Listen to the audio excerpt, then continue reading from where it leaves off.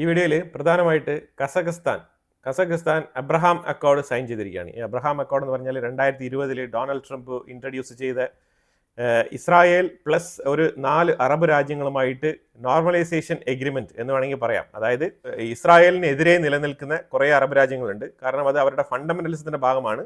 അപ്പോൾ ആ ഫണ്ടമെന്റലിസത്തിനെ ബ്രേക്ക് ചെയ്തുകൊണ്ട് റിലീജിയസ് ഐഡിയോളജിയെ എടുത്ത് മാറ്റിക്കൊണ്ട് ഇസ്രായേലുമായിട്ട് ഒരു നോർമൽ നയതന്ത്ര ബന്ധം ഉണ്ടാക്കാൻ വേണ്ടിയിട്ട് ഡൊണാൾഡ് ട്രംപ് ഇൻട്രൊഡ്യൂസ് ചെയ്തൊരു പദ്ധതിയാണ് ഈ എബ്രഹാം അക്കോർഡ്. ഈ എബ്രഹാം അക്കോർഡിൽ മൊറോക്കോ, UAE, ബഹ്റൈൻ, സുഡാൻ ഈ രാജ്യങ്ങളാണ് ആദ്യം സൈൻ ചെയ്തിരുന്നത്. അതിനെ തുടർന്ന് പല രാജ്യങ്ങളും സൈൻ ചെയ്യാൻ തയ്യാറുമാണ്.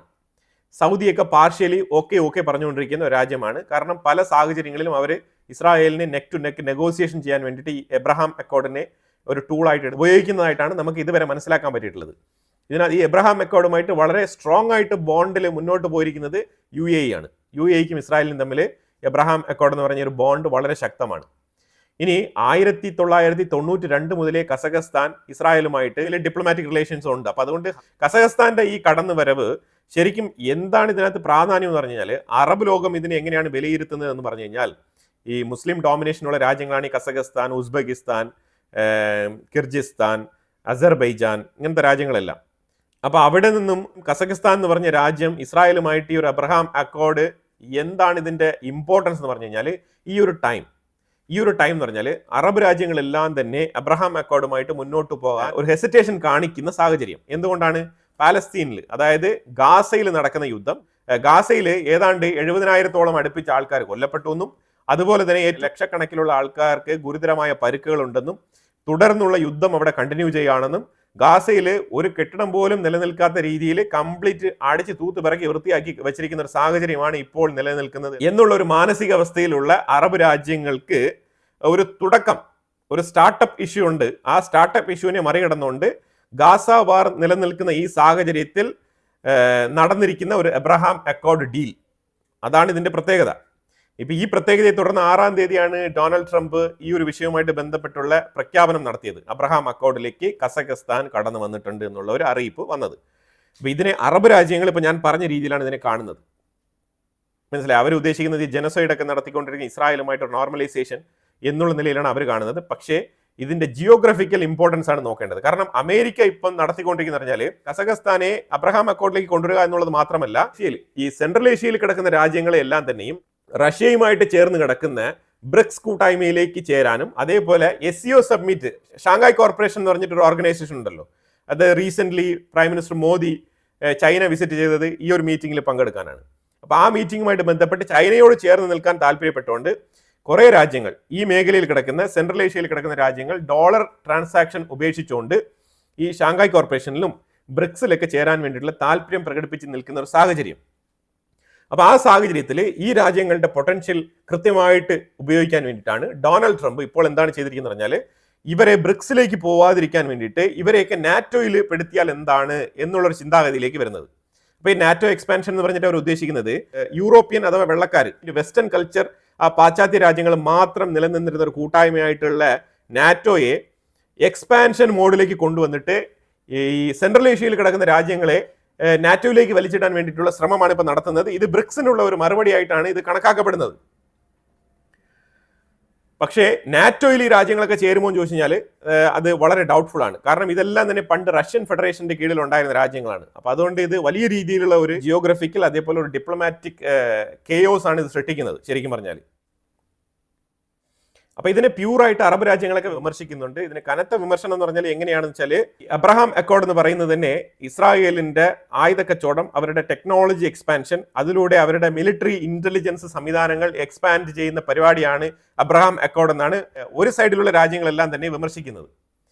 മറ്റൊരു സൈഡിൽ അമേരിക്കൻ ചേരിയിൽ നിൽക്കുന്ന രാജ്യങ്ങൾ എന്ന് പറഞ്ഞാൽ അങ്ങനത്തെ അറബ് രാജ്യങ്ങളൊക്കെ ഇതിനെ സപ്പോർട്ട് ചെയ്യുന്നുണ്ട്. കാരണം ആരെങ്കിലും ഒരാൾ സ്റ്റെപ്പ് ഇൻ ചെയ്ത് കഴിഞ്ഞാൽ ബാക്കിയുള്ള ആൾക്കാർക്കും കൂടി തുരിതര അങ്ങ് സ്റ്റെപ്പ് ഇൻ ചെയ്യാം എന്നാണ് ഉദ്ദേശിച്ചിരിക്കുന്നത്.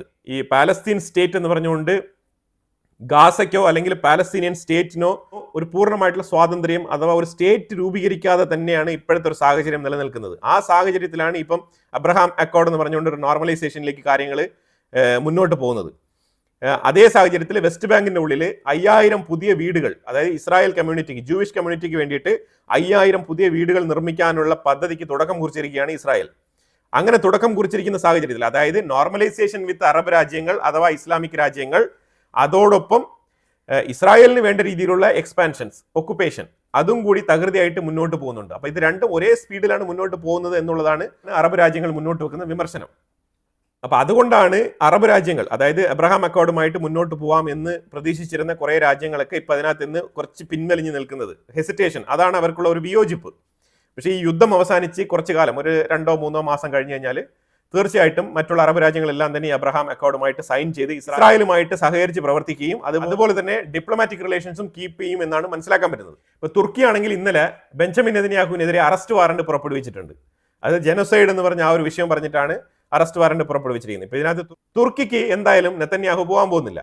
പിന്നെ തയ്യബ് എർദോഗനെ ഗാസയിൽ നിന്നും ഒഴിവാക്കിയ സ്ഥിതിക്ക് തയ്യബ് എർദോഗന്റെ ടീം അഥവാ തുർക്കിയുടെ സപ്പോർട്ടിംഗ് ടീം ഗാസയ്ക്കുള്ളിൽ വരേണ്ടതില്ല, അത് വരുന്നത് ഇസ്രായേലിന് താല്പര്യമില്ല എന്നുള്ളത് വളരെ വ്യക്തമായിട്ട് ഇസ്രായേൽ പറഞ്ഞിട്ടുണ്ടായിരുന്നു. അതിനനുസരിച്ച് ഈജിപ്റ്റ് ഈ വിഷയം തുർക്കിയോട് കൺവേ ചെയ്തിട്ടുണ്ട്. അതിനെ തുടർന്നുള്ള ദേഷ്യത്തിലാണ് ബെഞ്ചമിൻ നെതന്യാഹുവിന്റെ മേളിൽ തയ്യബ് എർദോഗൻ തുർക്കി അറസ്റ്റ് വാറണ്ട് പ്രഖ്യാപിച്ചിരിക്കുന്നത് ജനോസൈഡിന്റെ പേരിൽ. അങ്ങനെ ജനസൈഡിന്റെ പേരിൽ അറസ്റ്റ് വാറണ്ട് പുറപ്പെടുവിക്കാൻ ഇത്ര താല്പര്യം പ്രകടിപ്പിച്ച് മുന്നോട്ട് വന്ന തയ്യബ് എർദോഗൻ വേണമെങ്കിൽ ഇതേ സെയിം പ്രോസസ്സ് ഒരു വർഷത്തിന് മുമ്പ് തന്നെ ചെയ്യാമായിരുന്നു, സ്വമേധയാ ചെയ്യാമായിരുന്നല്ലോ. ഇതേ ഇസ്രായേലുമായിട്ട് ബില്യൺ കണക്കിന്റെ ഡോളറിന്റെ കച്ചവടം, ഫ്യൂവൽ എഞ്ചിൻ ഉൾപ്പെടെയുള്ള കച്ചവടങ്ങൾ തുർക്കി തകൃതിയായിട്ട് നടത്തുന്നുണ്ടെന്നുള്ളതാണ് യാഥാർത്ഥ്യം. അപ്പം ഇസ്രായേലിന്റെ സ്വാധീനം എന്ന് പറഞ്ഞാൽ ഗൾഫ് മേഖല വരെ ഇസ്രായേലിന്റെ സ്വാധീനം എക്സ്പാൻഡ് ചെയ്തിരിക്കുന്നു എന്നാണ് മനസ്സിലാക്കാൻ പറ്റുന്നത്. അത് Israel dominated from Casablanca to gulf region. ഇപ്പോൾ അത് സെൻട്രൽ ഏഷ്യയിലോട്ടും എക്സ്പാൻഡ് ചെയ്തുകൊണ്ടിരിക്കുകയാണ്. അതാണ് ഇപ്പോൾ പുതിയ നീക്കം. മൊറോക്കോ ഇസ്രായേലിന്റെ ബാരക് എയർ ഡിഫൻസ് സിസ്റ്റം വാങ്ങിച്ചിട്ടുണ്ട്, അവർ ഉപയോഗിക്കുന്നുണ്ട്. ഈ ബാരക് എയർ ഡിഫൻസ് സിസ്റ്റം എന്ന് പറയുന്നത് ഇൻഡോ ഇസ്രായേൽ, ഇന്ത്യയും ഇസ്രായേലും ജോയിന്റ് ആയിട്ട് നിർമ്മിച്ച ഒരു എയർ ഡിഫൻസ് സിസ്റ്റമാണ് ഈ ബാരക് എയർ ഡിഫൻസ് സിസ്റ്റം. അതാണ് മൊറോക്കോ യൂസ് ചെയ്യുന്നത്. സുഡാനിലാണെങ്കിൽ സുഡാന്റെ തീരത്ത് റെഡ് സീയിൽ ഇസ്രായേലിന് ഒരു ഔട്ട് പോസ്റ്റ് ഉണ്ട്. അവിടെ സുഡാൻ തന്നെ ഒരു ഇൻഡയറക്റ്റ് ഔട്ട് പോസ്റ്റ് ആയിട്ടാണ് അവിടെ പെരുമാറുന്നത്, ഇസ്രായേലിനെ സപ്പോർട്ട് ചെയ്തുകൊണ്ട്. ഇത് ശരിക്കും ഈ ഫ്രീ പാലസ്തീൻ എന്ന് പറഞ്ഞ കമ്മ്യൂണിറ്റി ഇതിനെ എങ്ങനെയാണ് വിലയിരുത്തുന്നതെന്ന് പറഞ്ഞു കഴിഞ്ഞാൽ എൻറ്റയർ ഗാസ സപ്പോർട്ട് കമ്മ്യൂണിറ്റി എന്ന് വേണമെങ്കിൽ പറയാം. ആ രീതിയിലുള്ള കമ്മ്യൂണിറ്റി ഇതിനെ വിലയിരുത്തുന്നത്. ഇത് സമാധാനമല്ല ഈ കരാറിന്റെ ലക്ഷ്യം, ഇത് രാഷ്ട്രീയ സാമ്പത്തിക കുത്തകയുടെ വിപുലീകരണം എന്നാണ് അവര് ഇതിനെ വിശേഷിപ്പിക്കുന്നത്. പക്ഷേ ഇസ്രായേലിന്റെ സൈഡിൽ നോർമലൈസേഷൻ എന്ന് മാത്രമാണ് പറയുന്നത്. അതായത് മറ്റുള്ള മിഡിൽ ഈസ്റ്റ് രാജ്യങ്ങളൊക്കെ എങ്ങനെയാണോ മറ്റു പല രാജ്യങ്ങളുമായിട്ട് സാധാരണ നിലയിൽ സഹകരിച്ച് പ്രവർത്തിക്കുന്നത്, അതേപോലെ ഒരു സഹകരണമാണ് ഇസ്രായേൽ പ്രതീക്ഷിക്കുന്നത് എന്നാണ് ഇസ്രായേലിന്റെ സൈഡിലുള്ള സ്റ്റേറ്റ്മെന്റ്. ഇനി വളരെ ഇമ്പോർട്ടൻ്റ് ആയിട്ടുള്ള ഒരു വാർത്ത എന്ന് പറഞ്ഞാൽ INSTC കോറിഡോറുമായിട്ട് ബന്ധപ്പെട്ട് ഇറാനും റഷ്യയും തമ്മിൽ ലാസ്റ്റ് ഫേസിലുള്ള ആ ഒരു ട്രെയിൻ കണക്ടിവിറ്റി, അതുമായിട്ട് ബന്ധപ്പെട്ട് എഗ്രിമെന്റ് സൈൻ ചെയ്യുകയാണ്. 100+ കിലോമീറ്റർ ആണ് ഈ ഒരു എൻറ്റയർ റെയിൽവേ ലൈനിന്റെ ഒരു ലെങ്ത്. ഇത് INSTC കോറിഡോറിന്റെ ലാസ്റ്റ് ഫേസ് ഓഫ് വർക്കാണ്. ഈ വർക്ക് പൂർത്തിയായി കഴിഞ്ഞാൽ INSTC കോറിഡോർ സ്റ്റാർട്ട് ആവും. അതാണ് മനസ്സിലാക്കാൻ പറ്റുന്നത്. സൗത്ത് കോക്കസ് എന്നുള്ളതാണ് ഇതിന്റെ വെസ്റ്റേൺ സൈഡിലേക്കുള്ള ആ ഒരു ട്രാക്കിനെ മനസ്സിലാക്കാൻ പറ്റുന്നത്. ആ കോക്കസ് റീജിയനിലായിരിക്കും ഇത് കടന്നു പോകുന്നത്. അതായത് അർമേനിയയെ മറികടന്നുകൊണ്ടുള്ള ഒരു യാത്രാമാർഗം, അതാണ് ഇറാൻ ഇത്തവണ പ്ലാൻ ചെയ്തിരിക്കുന്നത്. ഇത് ശരിക്കും പറഞ്ഞാൽ പഴയ ഒരു റൂട്ട് തന്നെയാണ്. ചരിത്രപരമായി നോക്കുകയാണെന്നുണ്ടെങ്കിൽ ഒരു ഹിസ്റ്റോറിക്കൽ ബാക്ക്ഗ്രൗണ്ട് ഇതിനുണ്ട്. പക്ഷെ എന്നാലും നിലവിൽ ആ ഒരു റൂട്ട് തന്നെയാണ് ഇറാൻ റീആക്ടിവേറ്റ് ചെയ്തെടുത്തിരിക്കുന്നത്. അപ്പൊ ഇതിന്റെ എൻറ്റയർ ലെങ്ത് എന്ന് പറഞ്ഞു കഴിഞ്ഞാൽ 164 കിലോമീറ്റർ എക്സാക്ട്ലി. സ്ഥലം ഏറ്റെടുക്കുന്ന റെസ്പോൺസിബിലിറ്റി ഇറാന്റെയാണ്, ഇതിന്റെ കൺസ്ട്രക്ഷൻ റെസ്പോൺസിബിലിറ്റി റഷ്യയുടെയാണ്.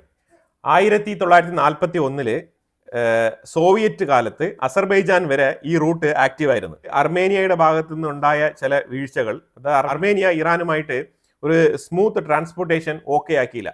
അതിന് അർമേനിയയുടെ ഭാഗത്ത് അതിൻ്റെതായിട്ടുള്ള ന്യായമുണ്ട്. കാരണം ഇറാൻ അസർബൈജാനെ സപ്പോർട്ട് ചെയ്തിരുന്ന രാജ്യമാണ്. അപ്പം അസർബൈജാനും അർമേനിയയും തമ്മിൽ ക്ലാഷ് നടന്നുകൊണ്ടിരുന്നു, യുദ്ധം നടന്നുകൊണ്ടിരുന്ന ഒരു സാഹചര്യമാണ്. അപ്പോൾ ആ സാഹചര്യത്തിൽ തീർച്ചയായിട്ടും എതിരാളിയെ സപ്പോർട്ട് ചെയ്യുന്ന ഒരു രാജ്യത്തിന് വേണ്ടിയിട്ടുള്ള ഒരു ട്രാൻസ്പോർട്ട് റൂട്ട്, ഒരു കോറിഡോർ തീർച്ചയായിട്ടും അപ്രൂവ് ചെയ്യാൻ അവർക്ക് സെക്യൂരിറ്റി ഇഷ്യൂസ് ഉണ്ട്, നാഷണൽ സെക്യൂരിറ്റി ഇഷ്യൂസ്.